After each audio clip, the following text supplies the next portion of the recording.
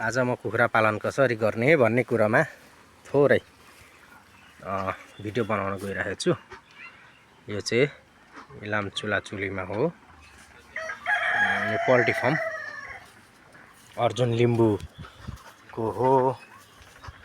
यहाँ समथिङ 700 वटा जति होला कुखुरा यसरी व्यवस्थित गरिएको छ। यो पुरानो खोर हो, अब थोरै मोडिफाई भएर आउँदैछ ड्यास नयाँ खोर।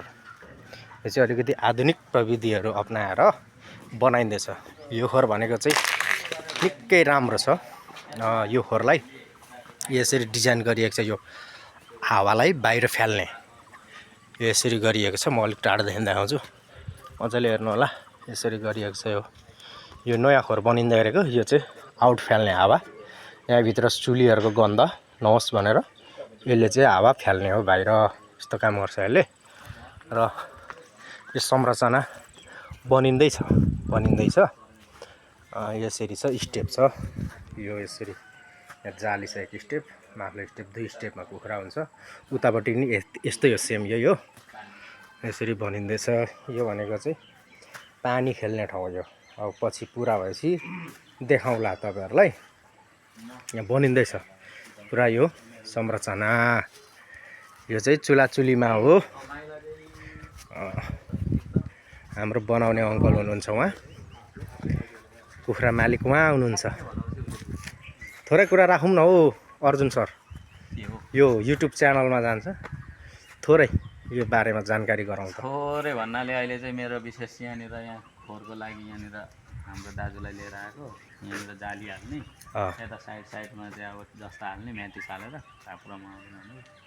अनि यहाँनिर अलिकति अड्केको थियो, त्यही भएर यहाँ काम गर्नुको लागि यहाँ दाइलाई लिएर आएको। अनि त्यस्तै तरिकाले गर्दा हुन्छ होला हौ नि दाइ? तिमीले सिकायो भने त म छँदैछु। सामान तपाईँहरूलाई यस्तै खालको संरचना बनाउनु पर्यो भने उहाँ अङ्कललाई पनि सम्पर्क गर्न सक्नुहुन्छ। यसरी बनाउने हो। यो धेरै राम्रो हुने रहेछ। यो चाहिँ कसरी हुन्छ भने यहाँ लिक हुँदो रहेछ। लिक हुन्छ।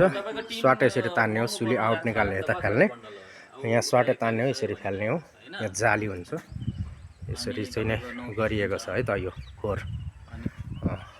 यो 2टा खोर हो। यो माथिल्लोमा चाहिँ अहिले रेडी छ कुखुरा, खाने बेला भटाभट भइसकेको छ। अब यसमा चाहिँ सुरु हुँदैछ। केही महिनापछि तपाईँहरूलाई फेरि म देखाउनेछु यसको पुरा भिडियो। त्यो मोटरले कसरी हावा बाहिर फाल्छ, पानी कसरी बढ्छ, पानीले भित्र कसरी हावा दिन्छ, पानीको हावा एसी जस्तो बनाएर कुल बनाउने गर्मीको लागि त्यो चाहिँ विशेष। यो चाहिँ माथिल्लो कुखुरा है, माथिल्लोपट्टिको यस्तो छ यो पुरानो चाहिँ है त।